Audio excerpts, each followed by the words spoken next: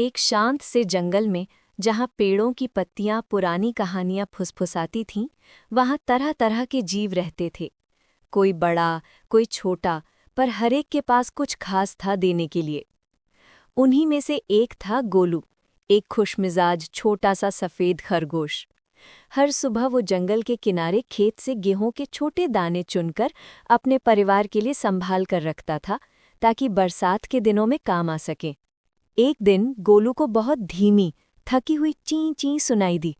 उसके पास एक नन्ही चिड़िया उतरी जिसका नाम था चिकी।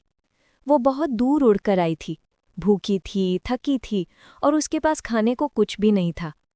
गोलू के पास बस थोड़े से दाने थे, वे अनमोल थे, लेकिन उसका दिल उसकी टोकरी से बड़ा था और इसलिए उसने एक दाना चिकी को दे दिया।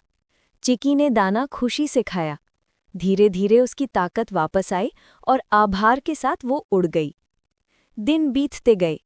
गोलू हर रोज मेहनत करता रहा, थोड़ा थोड़ा करके दाने जुटाता रहा।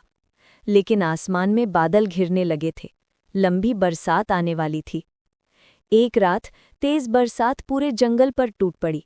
गोलू ने अपने दानों को बचाने की कोशिश की, पर पानी के तेज बहाव ने उसकी छोटी सी जमा पूंजी बह गई। उसका दिल बैठ गया, अब खाने को मुश्किल से कुछ बचेगा।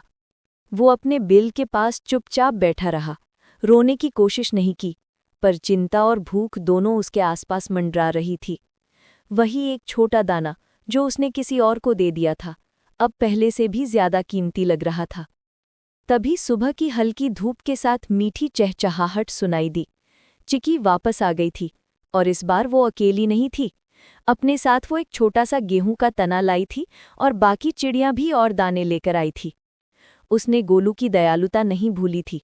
उसने अपने झुंड को बताया कि एक दाने ने कैसे उसकी जान बचाई और सब मिलकर कई गुना दाने लेकर आए। कुछ ही देर में गोलू की टोकरी दानों से भरती चली गई। जो उसने बिना किसी उम्मीद के दिया था, वो अब बहुतायत में उसके पास लौट आया था। और इस बार गोलू ने उन दानों को खुद तक सीमित नहीं रखा, उसने ज़रूरतमंद जानवरों में भी बांटा, क्योंकि अब वो समझ चुका था कि नेकी चलती रहती है, लौट कर आती है और भी बढ़ जाती है।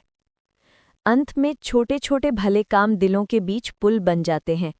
जब हम बिना स्वार्थ के देते हैं तो दुनिया किसी न किसी रूप में वही भलाई हमें वापस देती है। याद रखना, छोटी सी नेकी भी दुनिया का चक्कर लगाकर ठीक उस वक्त वापस आती है जब हमें उसकी सबसे ज्यादा ज़रूरत होती है।